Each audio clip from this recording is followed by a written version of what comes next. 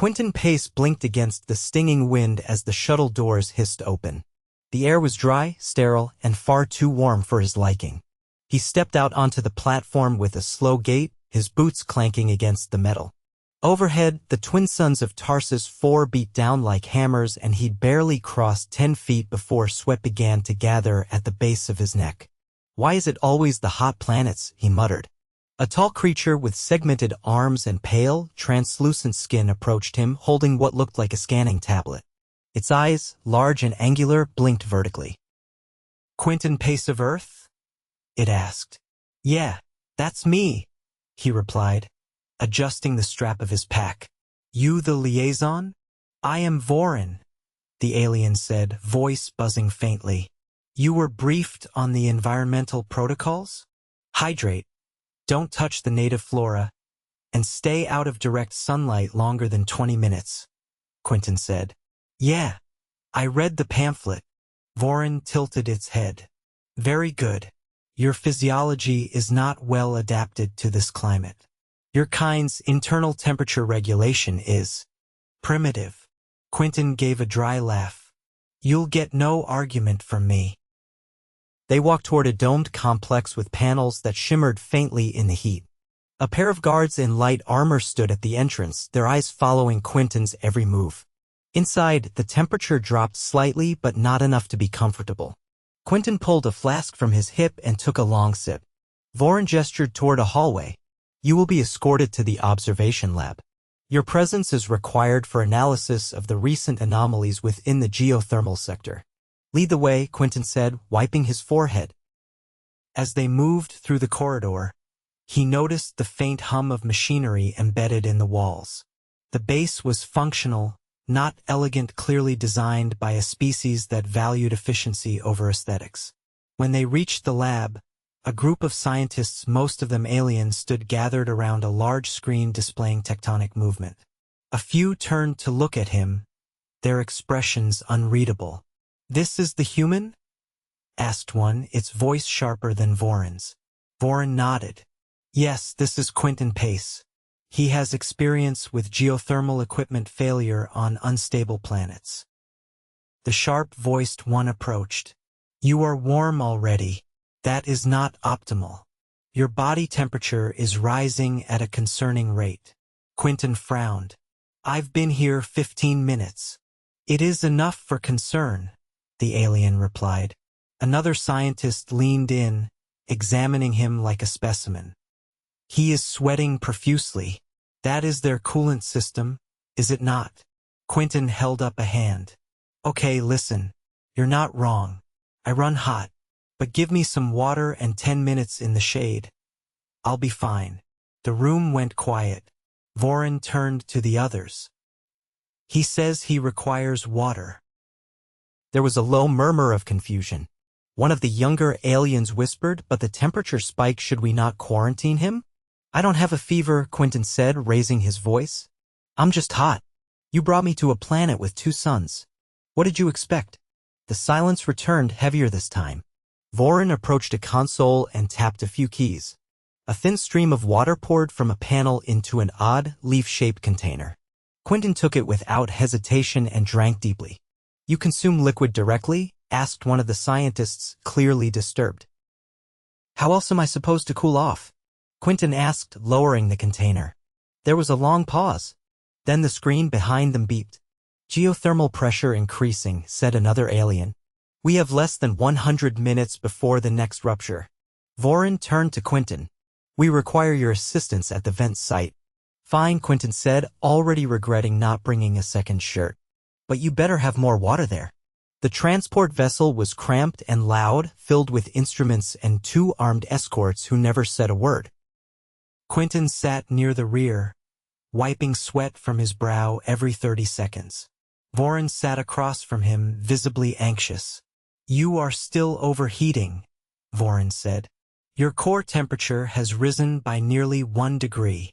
Quentin exhaled. "Yeah, that's how it works. Heat goes up, body fights it, I sweat, then I cool down." "You guys don't sweat." Vorin looked confused. "We do not rely on inefficient biological responses. We self-regulate via neural dampeners. Wish I had one of those, Quentin muttered. As the transport descended near the geothermal vent, the ground below shimmered with heat. Steam hissed from cracks in the rock. The air was thick, almost gelatinous with humidity. You will need to assess the regulator panel, Voren said. It is located 20 meters from the vent mouth. Quentin stepped out cautiously. The ground was uneven and radiated warmth through his boots. He slung his tool bag over one shoulder and moved toward the panel. Watch the pressure valve, he called back. If that thing spikes past 25, we have about 30 seconds to move. You are not well, Voren said, following at a distance. You are flushed and unstable on your feet. I'm flushed because it's hotter than a furnace, Quentin snapped. And I'm walking on broken rock, not a sidewalk. He reached the panel and knelt, wincing as the metal burned through his pants. He began unscrewing the cover, hands moving quickly. Sweat dripped from his eyebrows into his eyes. Just need to reroute the intake. A sudden tremor knocked him off balance. He hit the ground hard, instinctively shielding his face. A hiss of steam burst from the vent. Quentin, Voren shouted. I'm fine, he shouted back. He paused. His vision blurred. His chest felt tight. Voren ran toward him, catching his shoulder. You are overheating. Just need water, Quentin muttered. And shade. You are not fine, Voren said. You are losing function. Quentin gritted his teeth. Then help me fix this so I can get out of here. Voren hesitated, then assisted in prying open the lower panel. The heat inside was worse, but Quentin worked quickly, fingers trembling. After 3 minutes, the panel hummed softly. The pressure gauge dropped below 20. Quentin leaned back, breathing hard. Done. You require immediate cooling, Voren said. Your skin is radiating heat beyond safe levels. Water, Quentin mumbled. Please. One of the guards ran over, carrying a container. Quentin drank greedily, then poured some over his head, gasping as the cold hit him. Better, he whispered. I need to sit. Voren helped him over to a shaded rock, and Quentin sank down, arms limp. You humans are functionally unstable, Voren said. Yet you completed the task. At risk of failure. Quentin didn't respond. He was too busy not passing out. He woke in the infirmary, a cooling blanket draped over him. His muscles ached and his mouth felt like sandpaper. A nurse, some kind of amphibious alien, monitored a small screen next to him. Voren stood nearby, arms folded. How long was I out? Quentin asked, voice hoarse. 7 hours, Voren said. You experienced a systemic heat response. Your kind calls it heat stroke. Quentin nodded slowly. Feels about right. You should have refused the mission, Voren said. You were already compromised. You needed the help. Voren stared at him. We did. And now we understand something new. Yeah? Quentin asked. What's that? That your species is more resilient than we assumed, but also dangerously unpredictable. Quentin chuckled weakly. We get that a lot. You still require fluids and rest, Voren said. Do not move for another hour. Fine by me, Quentin muttered. Just keep the water coming. The infirmary ceiling pulsed with a faint blue light that made Quentin's eyes twitch every few seconds. He'd been staring at it too long, but lifting his head felt like trying to bench press a satellite. The blanket across his chest had cooled to the point of clamminess, and his skin itched underneath it. The amphibian nurse, same one as before, still silent, adjusted a dial on the machine beside him. It emitted a soft chime. Not unpleasant.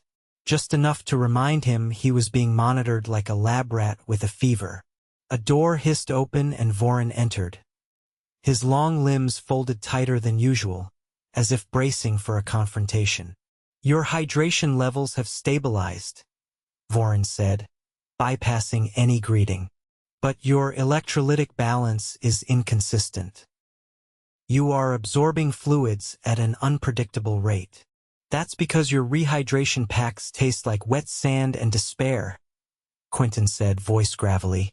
And I've been lying still so long I'm forgetting how knees work. You must avoid exertion for another planetary rotation. I'm not staying here another day just to be a science fair exhibit. Voron didn't respond immediately, his gaze fixed on the monitor. You are not a specimen. You are, however, a statistical anomaly. No other known species would have survived the exposure you endured without neural modulation. Quentin shifted under the blanket. Right, because every other species in this sector is built like a spa brochure. You were given a task beyond your physical threshold. That is not a commendation. It is a failure in planning. I'm aware. I was there. The nurse handed him a pouch of something cold and vaguely citrusy. He drank half before gagging slightly and handing it back. Tell me there's actual food somewhere in this building, he said. There is a nutrition chamber, Voron replied. Though your dietary requirements are incompatible, our culinary engineer has prepared a starch-based blend derived from subterranean root clusters. Sounds like something I'd scrape off a boot, but I'll try it. Voron paused. You are unable to process cellulose efficiently, correct? I'm not a goat. I will relay that to the engineer. He sat upright slowly, legs dangling off the side of the cot. So, what's the situation with the vents? We good. Voron's mandibles twitched faintly, a gesture Quentin had learned meant unease. The rupture was contained. However, seismic sensors indicate increased activity in neighboring sectors. We have relocated personnel from outlying facilities. And I assume you're calling in specialists? We have. But none are human. That's your first mistake. Voron stared at him. You are not cleared for field re-entry. I'm not asking for clearance, Quentin said, standing on legs that felt like boiled rope. I'm asking for a sandwich. Maybe with salt. Then a look at those sensor logs. You are still impaired. I'm always impaired. It's part of my charm. Voron stepped forward, blocking his path. You risk permanent damage to your circulatory system. I already did that during a training exercise on Pelos Minor. This is just a warm-up. There was a long pause. The nurse blinked slowly and withdrew from the room. Very well, Voron said. But you will wear a temperature-regulated suit. Fine, as long as it doesn't chafe. The suit felt like wearing a flexible thermos. It adjusted to his body heat in real time, cooling where he sweated most and tightening when he moved too quickly. Quentin had never worn anything so responsive. It was like being hugged by a glacier with a PhD in human anatomy. He followed Voron through a narrow corridor lined with data panels, each displaying rolling figures and topographic maps that shifted faster than he could follow. They passed a technician whose skin was covered in bioluminescent patterns that flickered when Quentin walked by. She's laughing at me, he muttered. Her dermal response is curiosity. Not mockery. Same thing where I'm from. They reached the central analysis chamber, a high-ceiling dome with a panoramic view of the landscape outside. Steam still rose in distant plumes from fractured ridges, but the horizon looked stable. A tall insectoid figure stood at the center console, manipulating a holographic interface with 6 appendages. Its eyes were compound and glittered like crushed glass. This is Dresk, Voron said. He oversees structural geology. Dresk didn't look up. The human is compromised. Why is he here? I'm not dead, if that's what you mean, Quentin replied. And I'm here because you've got a pressure anomaly that doesn't match your thermal gradients. Dresk's eyes shifted toward him. You have reviewed the data? I've reviewed the output logs from the regulator vent. Your intake valves are overheating, but your subduction zones aren't shifting the way they should. Means the heat's not coming from the mantle. Voron tilted his head. Then what is causing the increase? Something's venting heat laterally, which means artificial interference. Probably from the old mining tunnels you abandoned 40 years ago. Dresk's limbs froze mid-motion. That site is sealed. Not sealed enough, Quentin said. Show me a subsurface scan from the last 12 cycles. Dresk hesitated, then brought up a layered projection. Quentin stepped closer, squinting at a faint ripple pattern near the edge of the display. There. That's not natural. Voron leaned in. Thermal displacement. But no seismic resonance. Because it's not geological, Quentin said. Someone's siphoning heat. Maybe not deliberately. Could be an old drill rig malfunctioning. But if it ruptures, you'll lose the whole sector. Dres turned to Vorin. We have no personnel trained for subterranean navigation in high variable thermal zones. Vorin looked at Quentin. And you are? Not officially. But I did crawl through a lava tube on Veprion 6 with a broken thumb and a half-charged flashlight. So yeah, I'd say I'm qualified. You are still recovering. If I wait until I'm fully recovered, you'll be evacuating bodies in melt-proof containers. Vorin's mandibles twitched again. 3 hours later, Quentin was descending into a tunnel that hadn't seen traffic in decades. His suit lights adjusted automatically, casting a pale glow over the soot-coated walls. Vorin's voice crackled over the comm panel in his helmet. Atmospheric pressure is holding. No signs of gas buildup. Copy that, Quentin said, stepping over a collapsed support beam. Air's thin, but breathable. The anomaly is 70 meters ahead. You will reach a collapsed junction in 20 meters. Proceed with caution. The deeper he went, the more the air thickened. Not from humidity, this was something else. Electrical charge. The hair on his arms prickled despite the suit's insulation. At the junction, he found the remnants of a mining drone half melted into the rock. Its casing glowed faintly and a low hum vibrated through the floor. Found your source, he muttered. Looks like an old thermal converter went into feedback loop. Can it be deactivated safely? Not remotely. And not without tools. You have tools. Not the kind that were designed to be used while kneeling on magma-adjacent rock with a heat stroke hangover. Then retreat. We will dispatch a drone. No time, Quentin said, already kneeling beside the converter. This thing's cooking the entire sublayer. If I don't shut it down manually, you're looking at an explosive decompression. He reached into his belt and pulled out a set of insulated clamps. The converter's heat made the tools vibrate, but he managed to hook into the power conduit. Bypassing the loop, he said. Stand by. There was a pop, followed by a smell like burnt ozone. The floor trembled slightly. Quentin, I'm fine, he said through gritted teeth. Almost there. He twisted the final clamp and the humming stopped. Silence rushed in like a vacuum. Vorin's voice came through, quieter than before. Thermal readings are stabilizing. Pressure has dropped by 17%. Quentin sat back, breathing hard. Told you. Just needed water. Quentin emerged from the tunnel hours later, boots caked in mineral debris, suit covered with a thin crust of evaporated moisture that crackled when he moved. His arms shook not from exhaustion, but the leftover adrenaline that had nowhere to go. The air outside, still thick and dry, somehow felt like relief. 2 escorts waited at the edge of the access ramp, both armed but relaxed. Vorin stood between them, hands clasped behind his back. His eyes scanned Quentin from head to toe. You are limping. Yeah. Turns out crouching next to an unstable thermal coil with 1 foot in a steam fissure isn't ergonomic. Vorin stepped forward, offering a stabilizing arm. Quentin waved it off and kept walking, favoring his right leg. We recorded a complete thermal drop across the southeastern basin, Vorin said. Containment held. No secondary surges. Good, Quentin said, wiping a crusted smear from his visor. Because I was out of ideas.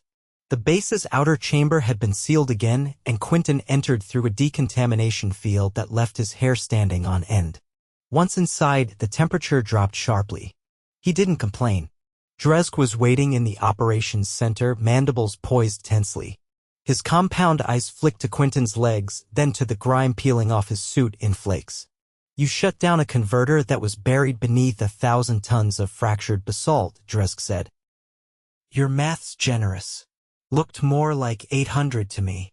You should not have survived exposure that close to the conduit. I didn't enjoy it, if that's what you're wondering. The cooling suit was not calibrated for sustained contact with unstable cores. Yet your core temperature remained within survivable margins. That's the trick, Quentin said, tugging at the fastening on his collar. It's not about comfort. It's about not tipping over. Dresk's antennae twitched. Your physiology is troubling. Welcome to the club. Quentin unzipped the suit halfway and let the collar hang. The rush of cold air across his chest made him dizzy. He leaned on the console for a moment, catching his breath. Voron crossed the room and tapped a panel. A holographic map unfolded, displaying vent activity across nearly the entire southern hemisphere. Hundreds of dots blinked, most green. A few still glowed yellow. Residual heat pockets are being monitored, Voron explained. But the primary threat has passed. Then I'd like a shower and something that doesn't taste like boiled clay. We have prepared a nutritional substitute, Voron said. It is modeled after your planets. Baked root items. Potatoes? Possibly. The internal designation was Earth Starch Loaf, Variant 3. Quentin laughed once, short and wheezy. Fine. I'll try it. But if it kills me, I'm haunting your whole species. They left the operations deck behind. Quentin's legs protested with each step, but he didn't stop. 2 corridors later, they reached a mess unit that looked like a disused chemistry lab. A long table sat in the center, covered with trays of steaming, grayish blocks. A young technician offered one on a flat, triangular plate. Quentin lifted the block with his fingers. It had the consistency of overcooked sponge cake and smelled faintly of sulfur. I'm going to regret this, he muttered and bit in. It was bland, but not inedible. A hint of salt, a trace of something fibrous. He chewed slowly, waiting for his stomach to protest. It didn't. Not bad, he admitted. Texture's a crime, though. The technician's skin pulsed with a soft ripple of blue amusement, maybe.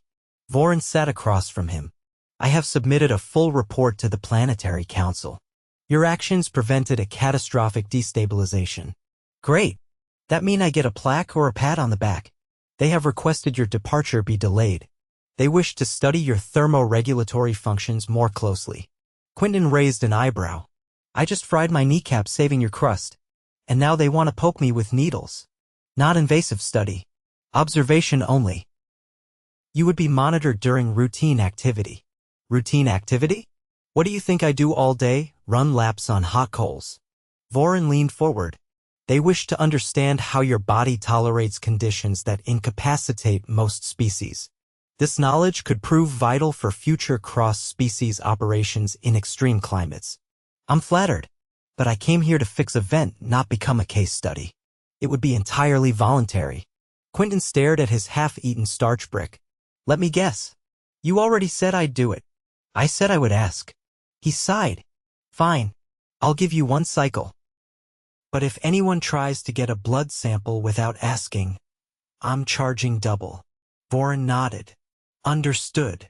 Later, after a medical flush and a real shower that nearly made him cry, Quentin lay on a cot in the auxiliary dormitory. The lights were dimmed to simulate dusk, though the planet's suns didn't set for another 6 hours. His left leg throbbed with a deep ache. His arms tingled where the suit's cooling nodes had pressed too long. But he was upright, hydrated, and marginally fed. The door opened without a sound. Voron entered, holding a small device. Is this another monitor? Quentin asked without moving. No.